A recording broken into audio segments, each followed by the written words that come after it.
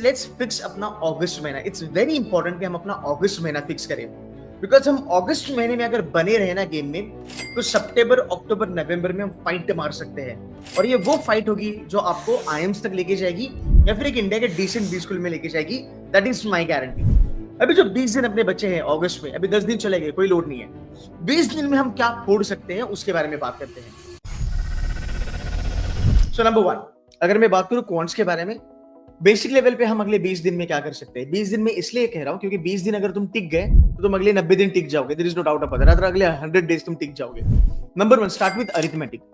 अब जब मैं अरिथमेटिक के बारे में बात करता हूं, देखो ऑलवेज रिमेंबर, कोई बड़ा अगर गोल अचीव करना है आपको, राइट, उसको ना एकदम छोटा छोटा लेवल पे करना चालू करो। अगर अपने को पहाड़ फोड़ना है तो कहीं ना कहीं कोई इंपॉर्टेंट पत्थर होगा, जो नींव होगी, उस पर अटैक करना पड़ेगा। अरिथमेटिक में मैं आपको 2 ऐसे चैप्टर बताऊंगा जो शॉर्ट हर साल आते हैं। Number 1, profit and loss. Number 2, time SICI, simple interest, compound interest. ये 2 जो टॉपिक हैं, these are very very important for average student. Time speed distance अगर आप देखोगे, टाइम स्पीड डिस्टेंस में आपको ज्यादा तकलीफ आएगी, तो मैं TSG तो रेकमेंड नहीं करूंगा। नंबर 1, आप चालू करो परसेंटेजेस, रेशियो, प्रोपोर्शन। ये कोई भी बच्चा कर सकता है, कोई बड़ी बात नहीं है। ये परसेंटेज, रेशियो, प्रोपोर्शन अगर आप करते हो, ये 2-2 दिन में भी आप उड़ा सकते हो। इसके बाद profit and loss and simple interest, compound interest, ये 2 टॉपिक अगर आपने ऐड कर दिए, ये 4 टॉपिक जो है वो आपको कम से कम 2 या 3 क्वेश्चंस आराम से देने वाले हैं। There is no doubt about that. So ratio, proportion, percentages, SICI and profit and loss, these are 4 most important topics. इसके बाद अगर तुमको कुछ उठाना है तो तुम टाइम एंड वर्क उठा सकते हो। चांसेस उसके भी होते हैं कि वो 1 आध साल आ जाता है, बट एटलीस्ट क्या हम ये 4 टॉपिक अगले 20 दिन में कर सकते हैं? And the answer is absolutely yes. अब ये 4 टॉपिक ही आपको पकड़ के चलने हैं। Percentages, ratio, proportion, profit and loss, SICI। ये 4 टॉपिक अगर आप देखोगे ना, देखो TSD is the best, there is no doubt about it. TSD बहुत बड़ा है, हर साल 3-4 क्वेश्चन आते हैं, but profit and loss, SICI अगर आप देखोगे, पिछले 10 साल के पेपर अगर आप उठाते हो, आपको दिखेगा हर स्लॉट में इक्का दुक्का 3-4 क्वेश्चन इससे बनते ही बनते हैं। There is no doubt about it. अगर आप TSD कर सकते हो तो बहुत अच्छी बात है, बट TSD 20 दिन में निकलना एक एवरेज बच्चे के लिए थोड़ी सी दिक्कत वाली बात होती है। और TSD के फंडे भी थोड़े से ज्यादा डिफिकल्ट होते हैं, अपस्ट्रीम, डाउनस्ट्रीम। ये जो एप्लीकेशन लेवल TSD आता है वो थोड़ा सा डिफिकल्ट हो जाता है। इसलिए मैं कहूंगा गरीब लेवल पे अगर आप देखोगे, आप ये 4 या 5 टॉपिक करना चालू करो। ये 4-5 टॉपिक करने का एक ढंग होता है, वो याद रखना। करना कैसे है? बेसिक करने हैं। C2C वाले बच्चे, कोई यूट्यूब देखने का जरूरत नहीं है, कोई चैनल देखने का जरूरत नहीं है, कुछ नहीं करने का जरूरत है। आपके डैशबोर्ड पे जितनी हैंडआउट्स है उतनी करो, जितने वीडियोस में कवर करा है वो करो, मॉक्स करो। उसके बाद एक क्वेश्चन आपको देखने का जरूरत नहीं इधर उधर। That will be more than sufficient for you to crack that. That is my promise to you. Content wise dashboard आपका बहुत कल्ट है, जाके देख लेना। यही डैशबोर्ड 99.99 वाले ने भी यूज करा है, और यही डैशबोर्ड 99.50 वाले ने भी यूज करा है, और 98 वाले ने भी यूज करा है। इंपॉर्टेंट क्वेश्चंस आपको मिलेंगे। आपको पहला लेवल ये करना है, कंसेप्ट सीख लिया, क्वेश्चन देख लिया, सॉल्विंग मेथोडोलॉजी सीख लिया, इंपॉर्टेंट टॉपिक्स क्या है। ऑलवेज रिमेंबर, एक टॉपिक जब आप पकड़ते हो, जब आप क्वांट्स में सही नहीं हो, उसको थोड़ा खोलना चालू करो। खोलना चालू करने का मतलब क्या है सर? अगर मैं प्रॉफिट एंड लॉस पकड़ता हूं, मेरे पास कहीं ना कहीं नोट्स बननी चाहिए कि प्रॉफिट एंड लॉस में 4 या 5 इंपॉर्टेंट कंसेप्ट्स होती है, वो आती ही आती है। फॉर एग्जाम्पल, प्रॉफिट निकालना, लॉस निकालना, ये 2 अलग चीजें हैं। प्रॉफिट परसेंटेजेस निकालना, लॉस परसेंटेजेस निकालना, ये 2 अलग चीजें हैं। इसमें डिस्काउंट का फंडा ऐड करो, इसमें मार्जिन का फंडा ऐड करो, इसमें चीटिंग ट्रेडर का फंडा ऐड करो। ये 6-7 इंपॉर्टेंट चीजें होती है जो प्रॉफिट एंड लॉस में आती है। अब इसी को घुमा घुमा के, फिरा फिरा के, थोड़ा सा डिफिकल्ट करके पेपर सेट हो जाता है। कभी कभी कोई बोलेगा कि भाई ये जो प्रोडक्ट है, इसके ऊपर मान लो 19.38% का मैंने डिस्काउंट देना है। एक एवरेज बच्चा देखिएगा, वो डर जाएगा। अब यही अगर मैं कहूं कि इसके ऊपर 20% का डिस्काउंट देना है, तो मेरी कैलकुलेशन काफी इजी होगी। अब अगर मैं कहूं कि मेरा जो प्रोडक्ट है वो 1885 रुपए का है, 1885 रुपीज का मेरा प्रोडक्ट है, इसके ऊपर मुझे मान लो 17.39% की प्रॉफिट चाहिए, तो बताओ मेरी सेलिंग प्राइस क्या होगी? तो भाई बच्चा घूम गया, क्योंकि यहाँ पे कैलकुलेशन करना जरूरी है। ये थोड़ी सी चीजें समझना चालू करो कि क्वेश्चन को डिफिकल्ट कैसे बनाया जाता है। सो नंबर 1, कि इस क्वेश्चन में, इस टॉपिक में क्या टाइप के क्वेश्चंस आते हैं, वो टाइप पहले लिख लो, राइट? सॉल्व एग्जांपल देखो। उसके बाद आपका ब्रह्मास्त्र या फिर आपके लिए जो बाइबल है, वो पिछले 10 साल के प्रॉफिट एंड लॉस के क्वेश्चंस है, PYQs। PYQs is the holy grail. PYQ को भूलना बिल्कुल भी नहीं है। लोग कहेंगे अरे PYQs करोगे, पर कैट में तो सब नए क्वेश्चंस आएंगे। हमारा काम क्या है, हमें गेम में बने रहना है, राइट? हमें वो कॉन्फिडेंस चाहिए।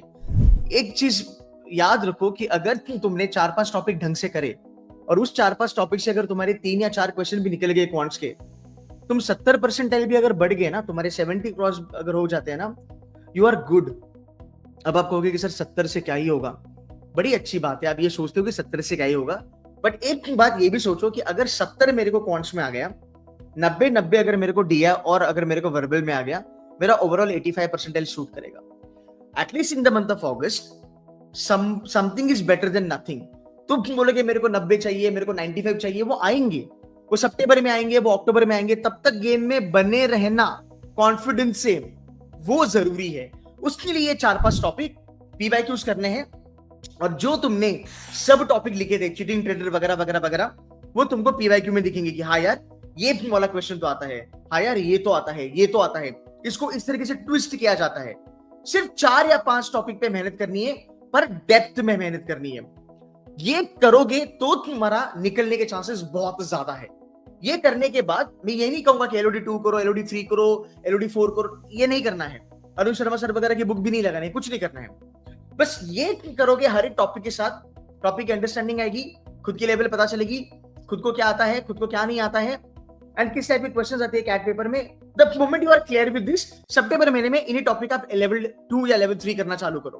एटलीस्ट प्रैक्टिस तो करो, पता चलेगा कि सर ठीक है, अगस्त महीने में P&L का लेवल 1 करा था, सितंबर में लेवल 2 कर पाया हूं, लेवल 3 मेरे पल्ले नहीं पड़ रहा। ये समझ रहे आपको?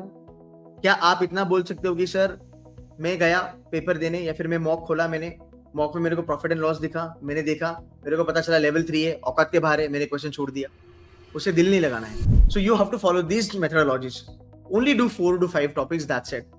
If you are good with studies and if you can do arithmetic पूरा का पूरा, जस्ट लेवल 1, दैट्स इट। उससे ज्यादा नहीं करना है। अरिथमेटिक लेवल 1, अगले 20 days you should be able to get 4-5 questions. Now you should be able to get 4-5 questions. देखो लॉट ऑफ कोचिंग वाले कहते हैं कि क्वांट करो, 4 क्वेश्चन करो, 5 क्वेश्चन करो, तुम्हारा IM निकल जाएगा। प्रॉब्लम ये है कि वो कभी नहीं आपको बताएंगे कि 4 या 5 क्वेश्चन कैसे निकाले जाते हैं। तो जिन बच्चों का तुक्का लग गया DED पे, उनके निकल गए। जो IIT NITN है उनके निकल गए। जिनकी क्वांट्स अच्छी है वो निकल गए। जिनको पता नहीं क्वांट्स कैसे करते हैं, उनका बेड़ा गर्क है। समझ रहे हो? मैं उन बच्चों को बचाने की कोशिश कर रहा हूं कि भाई देख, इस तरीके से अगर तू पढ़ाई करेगा तो तेरे 3-4 क्वेश्चन निकलेंगे। अंडरस्टूड? सो अरिथमेटिक को आपको फोड़ना है। बट सर मेरा अरिथमेटिक हो चुका है, लोड नहीं, तो अलजेब्रा कर। अगर अलजेब्रा नहीं हो रहा तो ज्योमेट्री कर। मॉडर्न मैथ्स नंबर सिस्टम आप थोड़ा साइड में रख सकते हो। बट इतना जानना है, अगले 20 दिन में इंपॉर्टेंट टॉपिक्स उठाया, सब टॉपिक किया, PYQs किया, मैं सॉल्व कर पा रहा हूं। If you can do PYQs last year के, जितने भी प्रीवियस ईयर के, अगर तुमने प्रॉफिट एंड लॉस के PYQs करना चालू किया, और अगर तुम्हारा क्वेश्चन सिमिलर लेवल पे आया, 100% तुम वो पेपर फोड़ोगे, रादर वो तुम क्वेश्चन निकालोगे। क्वांट्स की बात करो या DLR की बात करो, the major problem why student are not able to crack CAT is because we don't understand the difficulty level of question. हमारे पास क्वेश्चन की फेमिलियरिटी नहीं होती है। हम क्वेश्चन देखते हैं, हमको लगता है प्रॉफिट एंड लॉस का क्वेश्चन है, बट प्रॉफिट एंड लॉस का क्वेश्चन है, what is the LOD for that? Is it 1, is it 2, is it 3, or it is something out of CAT? So इतना हमें समझ में आना चाहिए कि अगर मैं क्वेश्चन को देखता हूं, मुझे पता है कि हाँ ये कैट का क्वेश्चन है, ये कैट की लेवल पे आया है, ऐसे मैंने पहले भी सॉल्व करे हैं, तब जाके तुम्हारी decision making to pick that question becomes very strong. And I'll tell you, if you pick up a question जिसमें तुमको कॉन्फिडेंस है, तुम्हारा एक्यूरेसी 100% ही आएगा। बाकी दुनिया क्या बोलता है ध्यान मत दो, बस एक चीज ध्यान रखना, कैट एग्जाम में एक्यूरेसी इज ईदर 100% और 0%। ओके?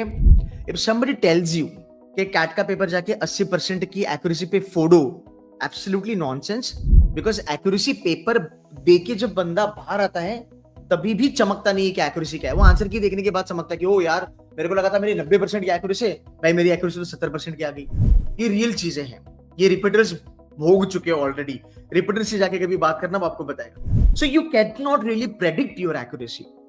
तो अगर मुझे क्वांट में 3 या 4 क्वेश्चन निकालने हैं, मैं कैसे ये कंफर्म करूं कि मैं कर सकता हूं? Only by doing this practice जो मैंने अभी आपको बताया। एंड अंडरस्टैंडिंग, वो फेमिलियरिटी लेना आपके लिए बहुत ज्यादा जरूरी है कि क्वेश्चन देखा, पता चला एक तो मुझे आएगा आएगा मैं कैसे 3 मिनट में कर लूंगा, या फिर मैं 60 सेकंड में कर लूंगा। फेमिलियरिटी, बिकॉज मैंने क्वेश्चंस करे हैं। आएगा, पर यार ये 8 से लेके 10 मिनट लेगा क्योंकि ये डिफिकल्ट है, इसमें कैलकुलेशन बहुत है।